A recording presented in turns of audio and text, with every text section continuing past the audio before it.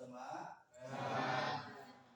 Oleh karena itu, sebelum kita memulai pelajaran ini, kita berdoa terlebih dahulu supaya ilmu yang kita dapat itu bisa bermanfaat bagi diri kita sendiri dan bermanfaat bagi orang lain dan mendapatkan keberkahan dari Allah Subhanahu wa Ta'ala.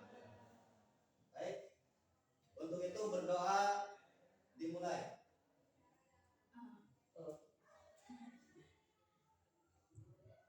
Berdoa selesai.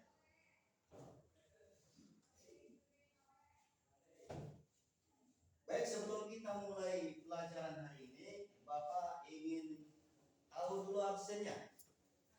Ya. Habib Mahbubi. Apa? Kemudian Aceh Lisin. Apa? Ya. Adam Ishak hadir ya? Ada? Oh ada. Oke. Ada Sudrajat? Hadir. Aditya? Ya. Kemudian Amelia? Hadir. Andrea? Hadir. Kemudian Cherly Permataharki? Hadir. Cherly ini orang mana Cherly? Orang Ranji. Oh iya orang Ranji ya. Doni Zainal hadir ya. Oh sakit. Kenapa sakit ya? Oh nanti kita doakan supaya Doni itu mendapatkan kesembuhan dari Allah Subhanahu wa Ta'ala. Jadi jaga ya kesehatan kita, jaga kebersihan kita supaya kita belajar itu nyaman, kita dalam keadaan sehat, kita selalu merasa fit gitu ya. Ya. Baik, terima kasih untuk absennya, terima kasih untuk kehadirannya. Ya. Sebelum kita memulai pelajaran, ada beberapa hal yang ingin Bapak sampaikan gitu ya. Coba kalian dari mulai Andrea sampai siapa ini? Ade dan ke belakang sampai ke ujung. Kalau Bapak bilang mulai, kalian mulai menghitung. Ya, misalkan ini 1, 2, 3, 4, 5, 6, 7, 8. Ya. Siap? Oke. 1, 2, 3, mulai. 1, 2, 3, 4, 5, 6, 7, 8. Oke, satu kali lagi. 1, 2, 3. 1, 2, 3. Gitu kan? Kelewat tidak? Kelewat. Mulai. Satu kali lagi. 1, 2, 3. 1, 2, 3, 4, 5, 6, 7, 8. Oke, terima kasih. Ya. Kenapa? Dalam cara berhitung itu kalian tergesa-gesa. Ya. Ini membuktikan bahwa otak kita itu harus selalu siap. Ya, harus selalu siap dalam menghadapi situasi apapun. Harus tenang. Jangan panik. Ketika ada permasalahan, otak kita merespon, akan tetapi kita jangan tergesa-gesa, jangan panik, maka masalah itu akan segera selesai. Contohnya begini, ketika Bapak tadi menginstruksikan untuk berhitung, ya, kalau tidak panik misalkan 1, 2, 3, 4, 5, 6, 7, 8. Enak tidak? Tenang tidak? Ya kan? Maka kita merespon dengan cepat, akan tetapi kita mengaplikasikannya harus dalam keadaan ketenangan. Maka segala permasalahan, maka segala yang kita hadapi, kalau dihadapi dengan tenang, maka akan cepat terselesai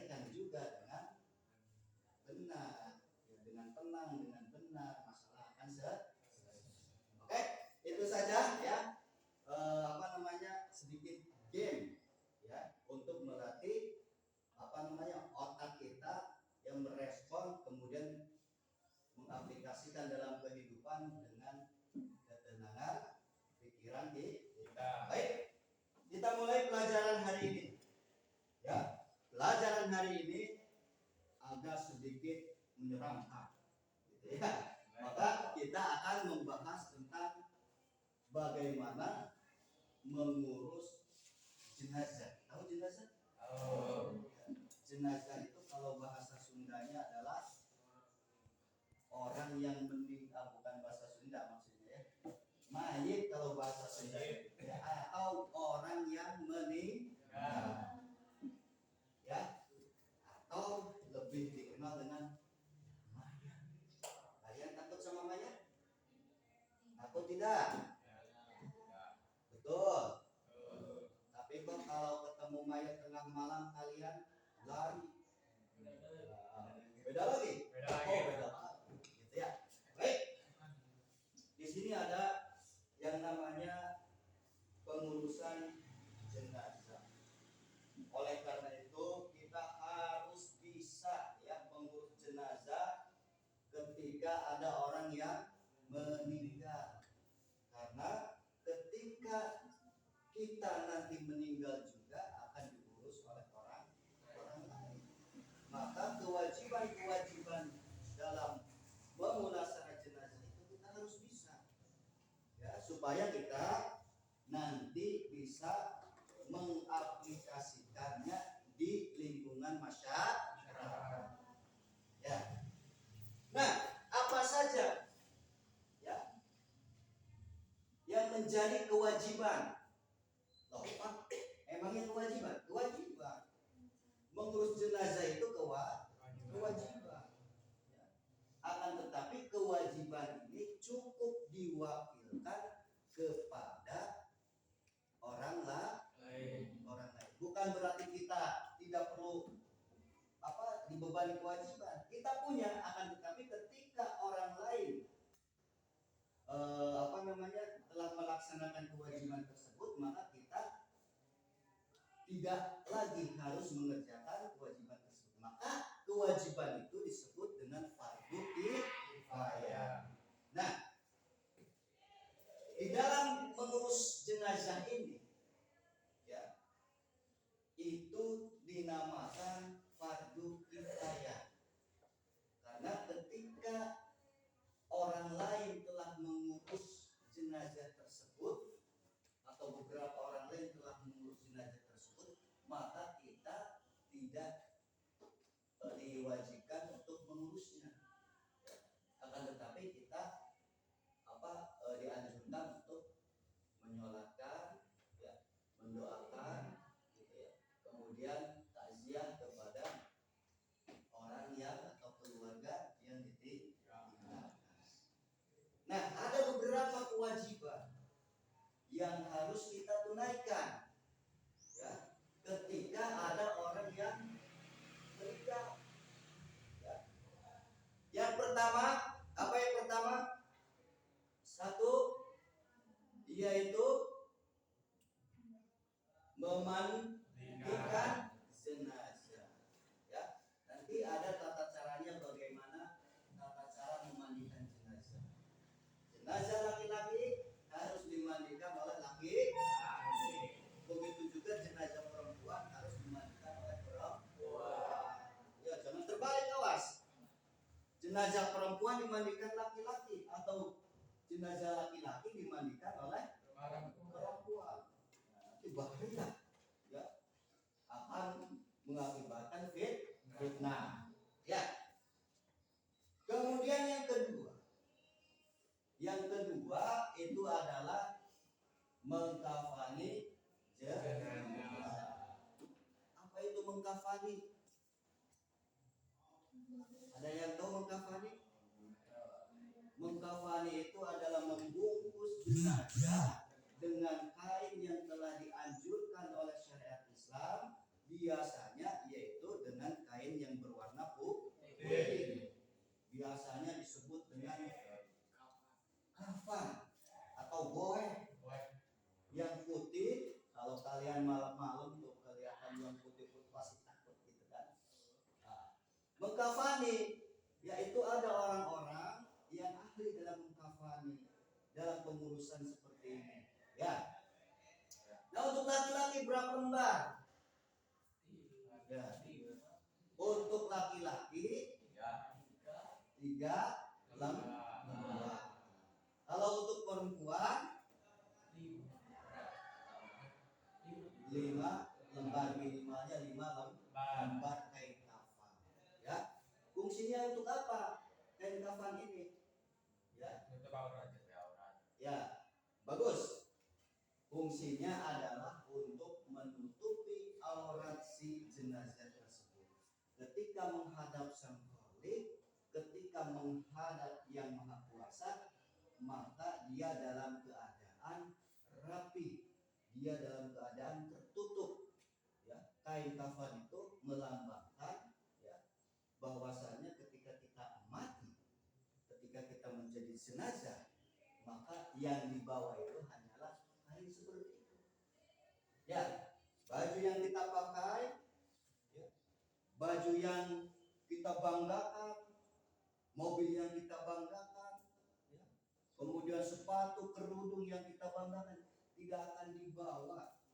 Ya, yang dibawa itu hanyalah kain kafan. Ya. Kemudian yang kedua yaitu menyolatkan jenazah. Setelah dimandikan bersih ya oleh para ahlinya, dikafani dengan rapi, baru kita memandikan jenazah. Menyolatkan jenazah. Ya maaf ya. Memandikan, mengkafani, menyolatkan jenazah. Bagaimana tata caranya? Ya. Ada yang tahu tata cara memandikan jenazah? Tidak tahu? Belum ya? Nanti sekarang Bapak kasih tahu. Yang pertama, bahwasanya sholat jenazah itu tidak ada rakaat. Ya, jadi kita berdiri menghadapi jenazah ya, dengan menghadap ke arah kiblat. Jika jenazah perempuan yang kita sholatkan, maka posisi imam itu berada lurus di pusar jenazah. Ya, jenazah perempuan lurus. Nah, kalau jenazah laki-laki, maka posisi imam itu lurus ya dengan kepala jenazah dengan menghadap kiblat. Bagus. Kemudian ada 4 takbir. Takbir yang pertama itu membaca surat Al-Fatihah. Takbir yang kedua membaca sholawat. Takbir yang ketiga membaca doa. Ya. Takbir yang keempat ya, membaca doa juga. Kemudian diakhiri dengan salam. Bagaimana prakteknya? Perhatikan. Ya. Misalnya kita ini sudah menghadap ke arah kiblat. Ini ada jenazah laki-laki misalkan. Posisi imam itu sejajar dengan kepala jenazah laki-laki. Ya. Kemudian kita memulai takbir. Ya. Misalkan Allahu Akbar. Ya. Membaca surat Al-Fatihah. Kemudian takbir yang kedua Allahu Akbar, membaca sholawat Allahumma sholli ala sayyidina Muhammad. Cukup sampai di situ cukup. Takbir yang ketiga membaca doa Allahumma ighfir lahu warhamhu wa'afihi wa'anhu. Itu untuk jenazah laki-laki. Kalau untuk jenazah perempuan tinggal Allahumma ighfir laha dan seterusnya.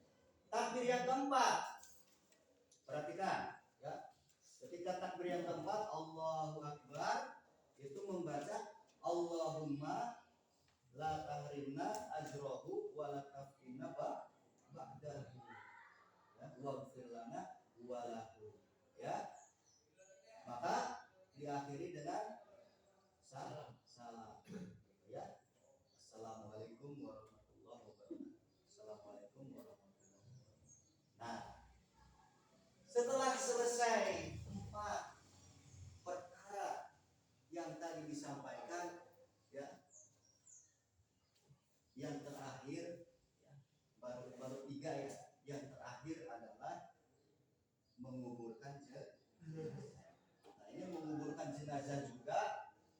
sembarangan, awas ya. Jenazah itu harus diperlakukan dengan baik. Karena kita memperlakukan satu jenazah dengan baik, dengan benar, maka kita seolah-olah kita telah memperlakukan manusia sealam bumi ini dengan baik. Oleh karena itu awas, jangan sampai berlaku kasar walaupun dia itu sudah menjadi jenazah. Misalkan oleh adegan padu dilempar dikubur, itu tidak boleh. Ada aturan menurut syariat Islam. Ya. Oke, sampai di sini ada pertanyaan yang tidak paham tentang satu tadi, memandikan jenazah, mengkafani jenazah, mensolatkan jenazah, dan menguburkan jenazah. Ada yang belum dipahami? Oke, kalau paham semua, alhamdulillah. Nah, kemudian ingat ya, kematian itu sudah pasti akan datang. Dimanapun kita berada, kematian itu pasti akan datang. Apakah kita sedang berekreasi? Apakah kita sedang tertidur? Apakah kita sedang jalan-jalan kemana, sedang makan enak, sedang minum jus, sedang berkumpul dengan keluarga? Ketika kematian itu datang, maka tidak bisa diundur. Ya, tidak bisa diundur. Begitu pula, ya, tidak bisa diajukan atau dipercepat, gitu ya. Maka kita harus senantiasa mempersiapkan diri